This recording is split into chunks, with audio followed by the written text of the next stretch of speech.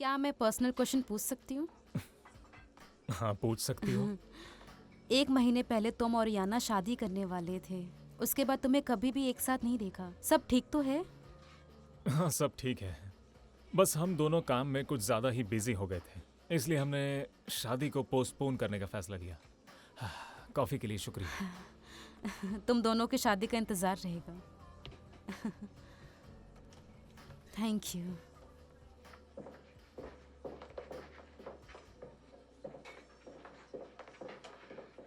Good day.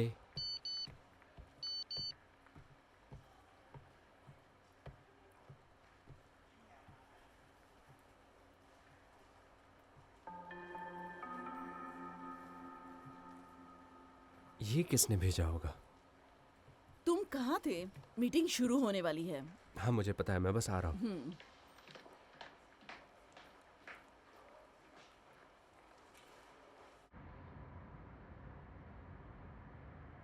इस agenda का पहला इशू ये है कि सेलिब्रेशंस की पूरी तैयारी करना, जैसे कि प्लेग्राउंड्स की बुकिंग करना और ऑर्केस्ट्रल कॉन्सर्ट की बुकिंग करना। सब कुछ प्लान के अकॉर्डिंग चल रहा है। टेक्निकल डिपार्टमेंट 1-2 दिन में प्लेग्राउंड पर सेटअप के लिए अपने वर्कर्स को भेजने वाले हैं। हाँ, और इन सब में कितना वक्त लग जाएगा? 3-4 दिन में पूरा सेटअप हो जाना चाहिए। बहुत बढ़िया। और कॉन्सर्ट के बारे में? हमने वेन्यू को ढूंढ लिया है, बस अब परफॉर्मर्स और मेंटेनेंस स्टाफ का रिक्रूटमेंट करना बाकी है। लेकिन प्रॉब्लम यह है कि हमारे पास उन्हें देने के लिए फिलहाल पैसे नहीं है। जैसे ही मैं पेपर साइन करूंगा पैसा मिल जाएगा। बाय द वे, क्या मेरे पास सारे पेपर वर्क्स हैं यहाँ पर? हाँ, सब इसमें है। चलो देखते हैं।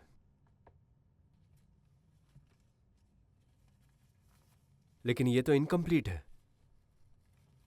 हाँ, ऐसा इसलिए है क्योंकि अभी इवेंट की स्टैंडर्ड प्रैक्टिस स्टार्ट नहीं हुई। हर कोई जानता है कि एडिशनल एक्सपेंसेस कभी भी सामने आ सकते हैं, इसलिए एडवांस में सब अज्यूम करना सही नहीं होगा। अगर पूरे पैकेज का इंतजार करना है तो फिर तैयारी भी करनी चाहिए। अगर पैसा अकाउंट में आज ही चला जाए तो फिर बेहतर होगा। मैं इस तरह किसी भी प्रोजेक्ट पर साइन नहीं कर सकता हूँ जब तक प्रॉपर बजट ना कोट किया गया हो। प्लीज जितने भी एक्सपेंसेस लगेंगे उन सबको ऐड कर लो, उसके बाद मैं साइन करूंगा।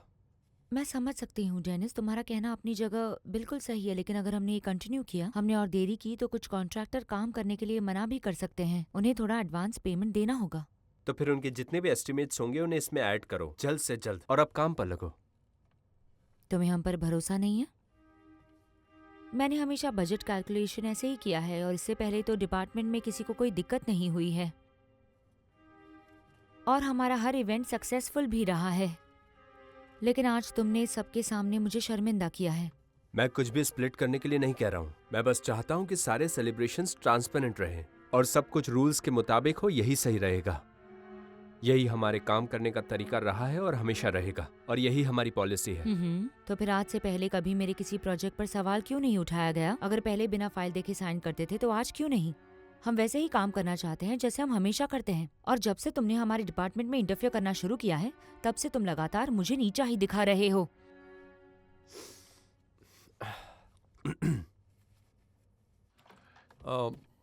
नहीं, वो मेरा कहने का मतलब नहीं था।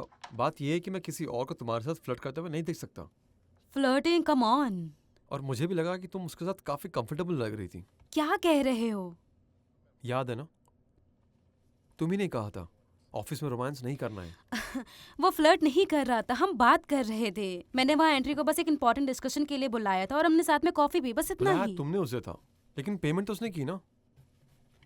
क्योंकि बिल वो पे कर रहा था। उस वक्त मैं उसकी फ्यूचर वाइफ के बारे में बात कर रही थी और तुम यहाँ दिमाग में क्या क्या सोचकर बैठ गए। मैं उसकी गर्लफ्रेंड को शो में होस्ट के लिए ऑफर कर रही हूँ, इसीलिए मैंने एंट्री को कहा कि उसे बात करके मना ले, बस इतना ही। तो फिर तुमने उस औरत को वहाँ कॉफी पीने क्यों नहीं बुलाया?